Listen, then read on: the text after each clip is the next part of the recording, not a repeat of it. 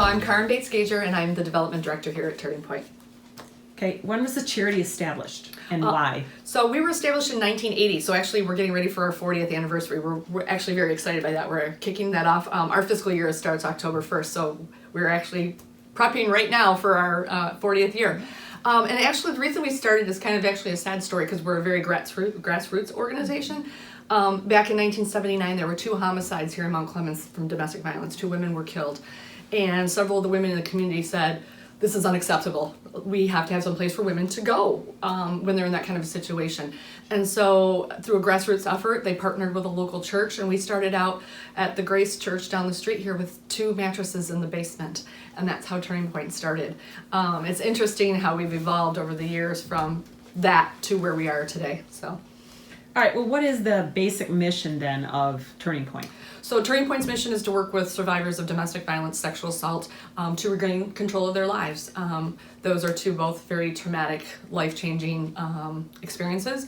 And so our goal is to help people put the pieces back together and become productive members of society again, whether that be through counseling, whether it be through advocacy, whether it be through the court system. There's a lot of different ways. Our crisis line answers 1,000 calls a month. So sometimes it's just being there for somebody to talk to. Mm-hmm. How many have benefited annually? Or I know because it's probably thousands and thousands and thousands and thousands. I would tell you every year, well, last year we had nearly 600 women and children in our shelter. Counseling was several thousand. Crisis line, again, it's 1,000 calls a month. Our prevention education team that's in the high schools and middle schools saw almost 7,000 kids last year. So I would tell you an average year, if we included everything, is probably 25,000 people a year. Wow. And so how many people do you have working for you? Or are they volunteers? Or it's a combination of volunteers and staff. We have, I think, 62 staff people. We have counseling in 4 locations. We staff the personal protection office at the court building, at the circuit court building. We have people in the courts, legal advocates.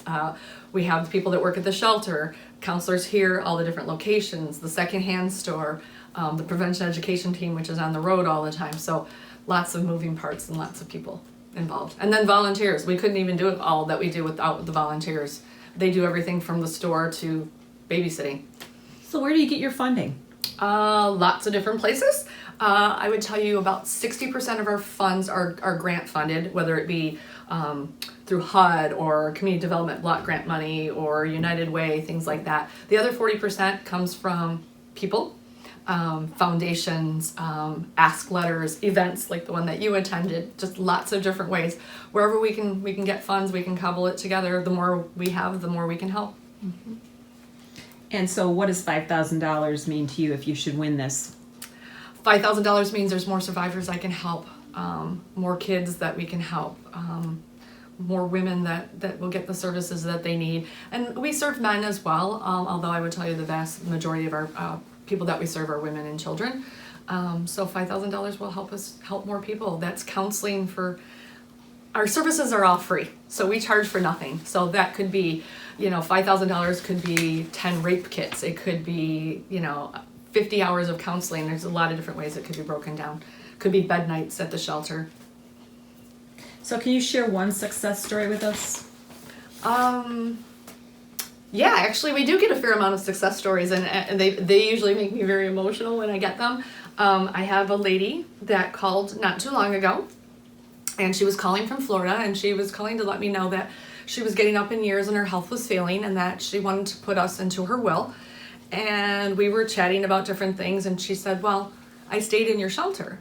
And she said, you helped me change my name and move to Florida.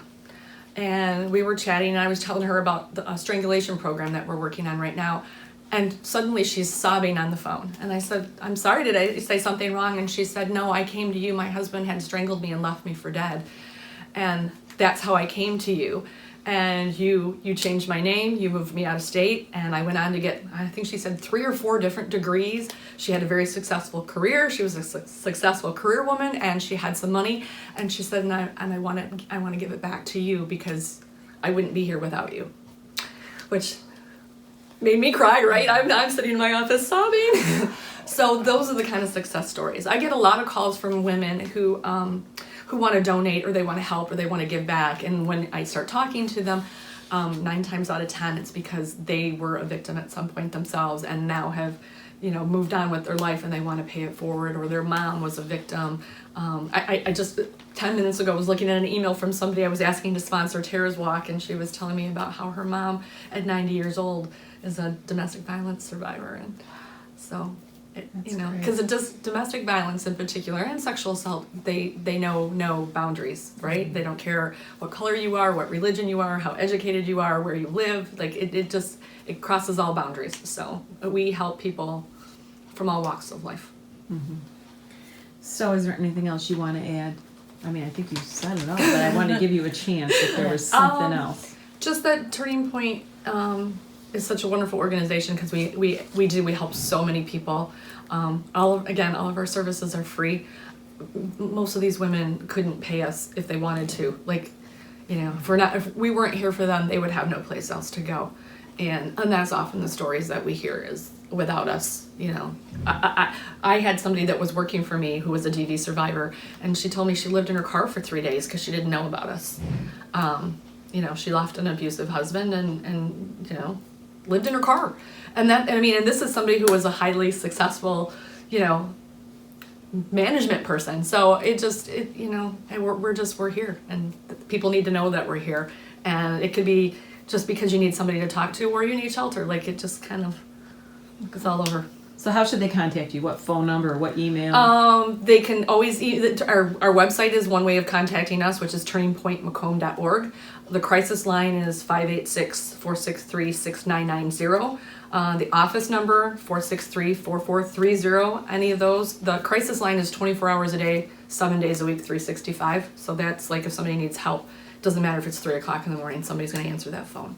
So what if somebody, this may not make it in the tape, but what if somebody called 911 in a frantic? If they call 911, they're going to get a police dispatcher, and then they're going to get first responders, or they're going to get law enforcement. But I would tell you the law enforcement in this county also knows all about us. They pass out our business cards. They refer people to us all the time. Mm-hmm. We have a great relationship with law enforcement, both for sexual assault and domestic violence. In fact, Roseville just did a whole car with domestic violence and our phone number on the side of it, our crisis line number on it.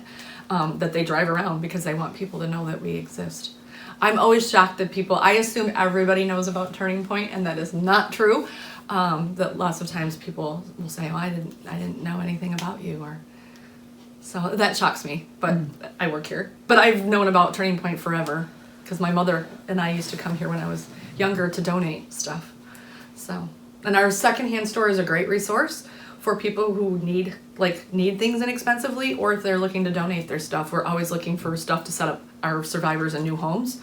So when they leave the shelter, they're going into an apartment, they have nothing. Like, literally, whatever they come into the shelter with is what they leave with. And that's, sometimes it's a garbage bag, sometimes it's clothes on their back. So I'm always looking for stuff to help people get set up in their houses. Awesome. Thank you. You're welcome.